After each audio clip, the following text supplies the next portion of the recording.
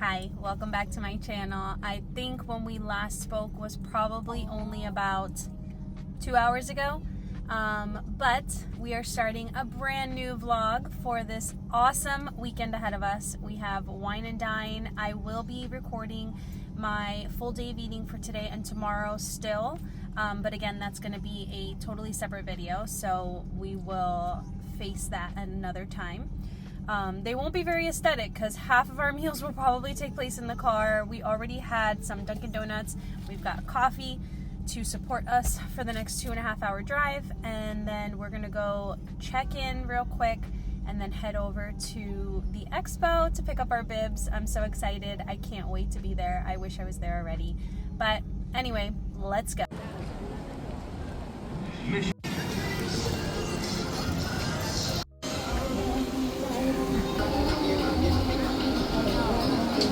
I just ran the Walt Disney Wine and Dine half marathon, and oh my gosh, what a weekend. Let's sit down and talk about all things runDisney and exactly how that went. Welcome back to my channel, guys. We are going to dive deep into Wine and Dine weekend and exactly how my half marathon went this weekend. First off, let's rewind. On Friday, we arrived and checked into our hotel. Luckily, we were able to get in an early check-in, so we dropped everything off, had some lunch, we got to refresh a little bit, and then headed straight over to the expo. Our hotel was super close to the ESPN Wide World of Sports. We had an amazing experience. We didn't have to stress about traffic or expo hours, and the whole thing just felt easy and super relaxed. The hotel we do stay at is technically on property, but is a Disney affiliate. Honestly, don't let that intimidate you. Parking is a total breeze. It's very organized. It moves very quickly, and it's really something you shouldn't stress about. So if you are staying off property, that's totally fine. We went on day 2, so it is much less crowded than day 1. If you're not running the 5K on Friday morning, I definitely recommend waiting until day 2 or even 3 to go to the expo. The only downside to that, if you are hoping to grab something specific from the merch, there's always the risk of things selling out. Yeah, that's just the beauty of runDisney merch. Unfortunately, things do sell out. So if you are looking to pick up something specific, I would not recommend going on day 2 or 3. But if you are looking to avoid the crowds, definitely go a day or 2 later. So when you first walk in, you see the big earth ball, and surrounding that ball are the race-specific billboards. So obviously we took our mandatory billboard photos. They have one for each race, including the challenge, and it makes for such a cute photo op. So before you go and pick up your bib, be sure to stop there and get those. We then headed straight back to bib pickup, where we were very disappointed and we found out we were in Corral E. Honestly, we weren't too disappointed because we obviously knew we wouldn't be getting the best corral. Unfortunately, we did not register for Wine and Dine on registration day. We had thrown our hats into the New York City Marathon. We didn't want to run the risk of back-to-back races if we had gotten in. So by the time we officially registered for Wine and Dine, it was too late to submit our proof of time. So that meant we were landed in Corral E. Here's the part that might be a little bit helpful for anyone who finds themselves in this situation. We headed over to guest relations, which is just behind bib pickup, in the same room actually. We were able to provide our proof of time at guest relations, in which case they then bumped us up to Corral B. Now, I will say, this doesn't always happen. I've heard from some people who have tried that weren't able to get moved even with a valid proof of time. So it really seems to depend on the day, as bad as that sounds. But from our experience, we had a proof of time, we were able to submit it, and we were able to get bumped up to B. Obviously, we were not going to be put into A. We were perfectly fine with that, but just dropping those few corrals really, really helped. Now, this is when I realized in line for our proof of time, I forgot our after party tickets. So another experience that we've never gone through. We did have to head over to a separate guest relations or customer service window. It was just outside of the merch building at the box office, which was perfectly fine. Again, that went really well. They typically send your after party tickets as a physical card in the mail to your home. And yep, I left mine at home. But they handled it perfectly. They attached our ticket to my Disney Experience app and even helped us retrieve my husband's $15 gift card that he never received by email. The gift card is also just another little perk that comes with your Wine and Dine registration. You can use it in the after party, and then I believe you have a few days after the party to use it as well. But it's just a nice little bonus that they have included in your Wine and Dine registration along with the after party ticket. After retrieving our bibs, we headed over to the vendor's room, which is directly across from bib pickup. We got to see a lot of fun changes. They had some familiar faces like KT Tape and Fit to Run, but a few new ones too. Hyper Ice was not there, but another compression boots brand was. They were still doing demoing and things like that, which was nice to see. This is also the room where you will pick up your race shirts. So this year, I think last year as well, was when Brooks took over the race shirts. So they look really nice, but to be honest, they run a little bit smaller. I can't see myself running in this one specifically because the image on the front is very plasticky. Unless the weather drops tremendously, I do not foresee me running in this anytime soon. So also in the vendor's room this year, they had the mile numbers. So this is probably my favorite photo op. The only issue is these numbers are usually in the merch building, which is a much darker building.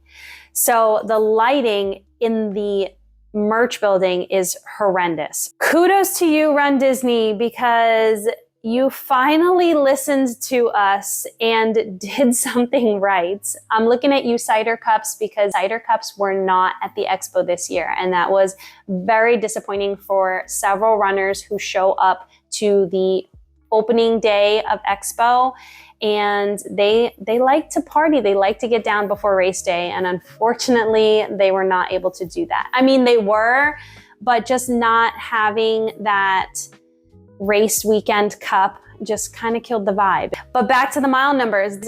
Overall, better lighting, better location, just a better look. Photos came out so much nicer, and I'm so glad that they decided to do that. Now let's head over to the merch building where they had all of your usual pins, shirts, jackets, cups, bags, you name it, for that race weekend. They also have a newer runDisney line, which I actually really like. It's non-race specific, so you don't have to have the event name all over your merch. I was eyeing this one white jacket. It was super cute. I did not end up getting it, and I think I'm starting to regret it. So if you see me walking around with it come January for marathon, yeah, I definitely regretted it. I did grab the new cups though. So this year they came out with a stackable cup. So if you are a mug collector, they are perfect. I didn't get the race weekend specific one, just the general runDisney one, and I'm obsessed. It's adorable. It stacks nicely. And if you know me, I'm a total coffee connoisseur.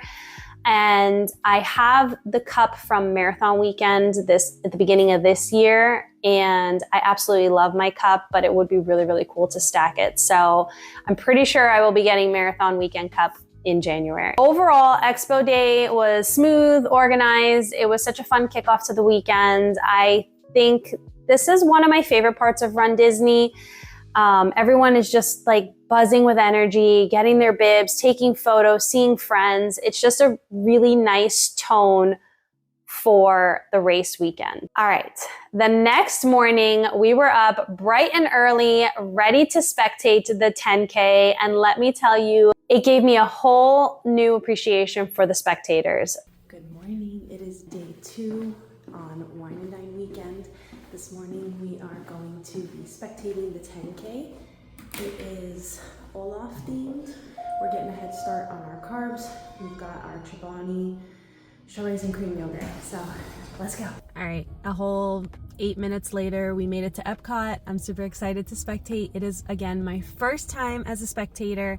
So I'm excited to bring you guys along, figure things out together, and just really enjoy myself. I don't think I've ever just enjoyed a Run Disney event. So let's go. Let's talk about spectating. This was my first ever spectating experience, and honestly, it was amazing. Like, way more emotional and inspiring than I ever expected it to be. Standing there and cheering on complete strangers, from your fastest elite flying by to the very last runners giving it everything they've got, it was just so motivating. It honestly lit a fire under me for my race the next day, and I was just so inspired by every single person I saw and cheered on that morning. The energy out there was unreal. You could feel the joy, the effort, the grit. It really reminded me why I love this running community so much. Everyone out there was pushing for something different. Maybe their first Run Disney race, maybe a comeback race, maybe just to finish or finish strong. But the support was constant. I also got to see so many friends cross the finish line, and it was just the best feeling in the world. I was able to capture them crossing that finish line, which is a video I know I love receiving. So it just felt amazing to be able to give back and experience that from the opposite end. Being able to return that favor, to be the one cheering and recording their moment, my heart was so full. It's definitely something I want to do again. If you ever get the chance to spectate, even if you're racing another day that weekend, just do it. It gives you such a different perspective and appreciation for the weekend as a whole. After spectating the 10K, I headed back to the hotel, relaxed a bit, just started prepping for the half marathon race day. Let's just say the weather, the wind, the bridges, they had plans for me. Honestly, this was the first race I didn't end up with a ton of footage or content. Your girl was focused. I was just in the zone. I recorded one time and one time only. That was in Toy Story Land. And honestly, I'm glad I did, because Toy Story Land in the dark is my absolute favorite. Well, that and Batu. I kind of wish I filmed a little bit in Batu too, but it's just absolutely stunning. All right, let's recap. Let's start from the beginning, the corral. We were, again, in Corral B, probably right around the middle of the corral. And fast forward to us standing in the chute, waiting to start. I genuinely thought we had at least one more wave, one more 3, 2, 1 go before it was our turn. We did not. We were in what felt like the biggest wave ever. Like, it should have been 2 or 3 smaller waves, not one giant one. So when we started running, it was really congested, shoulder to shoulder, until we hit the highway and it finally opens up a bit. That first mile was super slow because of it, and we definitely had some time to make up. It wasn't anyone's fault around us. I think it was just handled pretty poorly in sending out such a large wave. But yeah, it felt like a herd of cattle for a bit.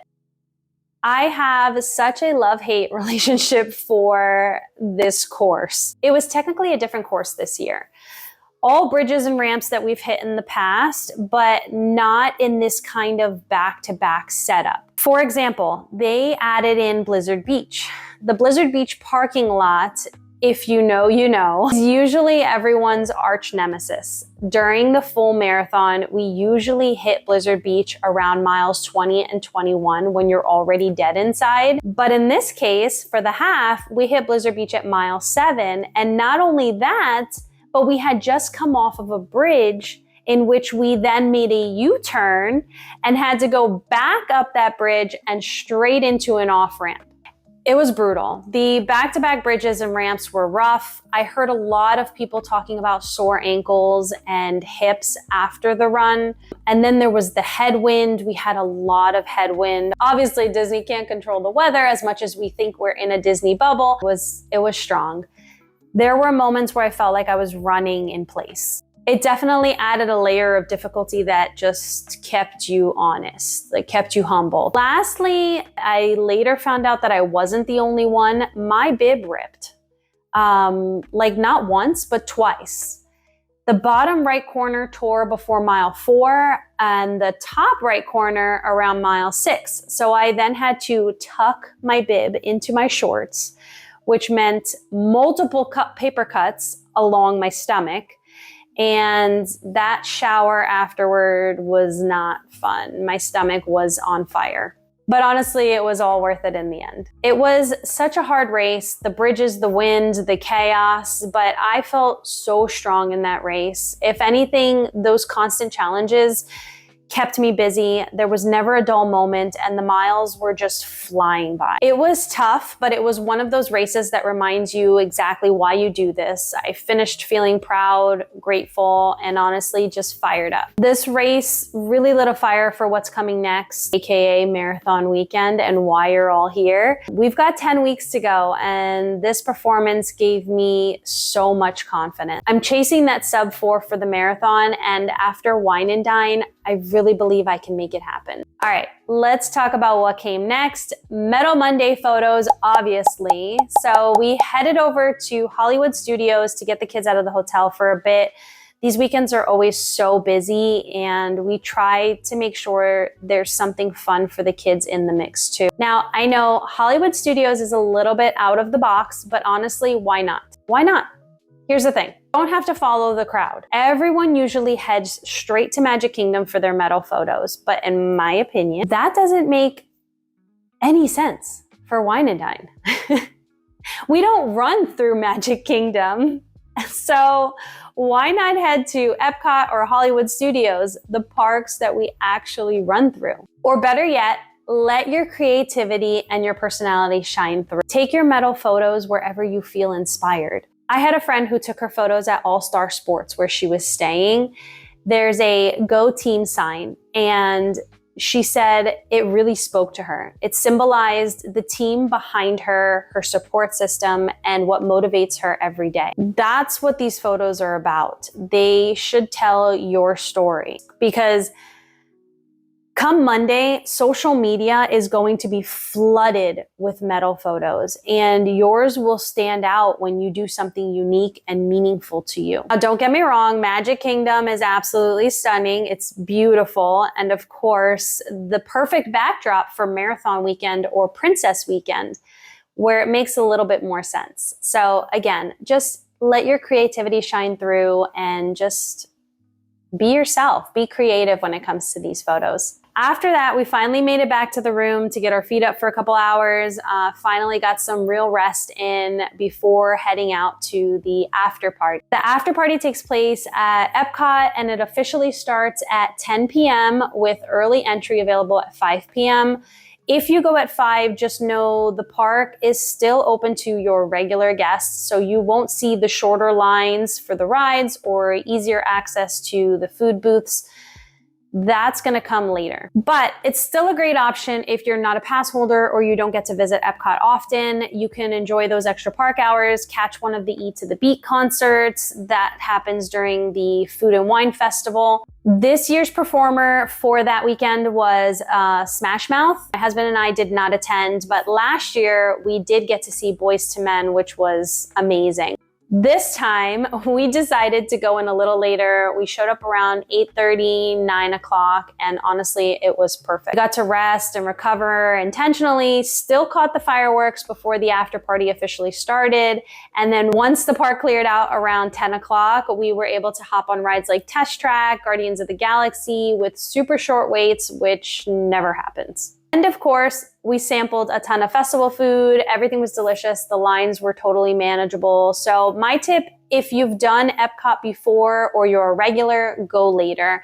You'll get the relaxed vibe, shorter wait times, and truly get to enjoy the after party. If you're not a frequent visitor though, definitely take advantage of the early entry and soak it all in. It was honestly the perfect way to wrap up the weekend, relaxed, fun, full of celebration, after a race that challenged me in all the right ways, ending it surrounded by the lights, the laughter, the good food. It just felt right. So overall, Wine and Dine half marathon left me with a very full heart. From seeing so many familiar faces to feeling the love and support and energy of this incredible runDisney community, it's just unmatched.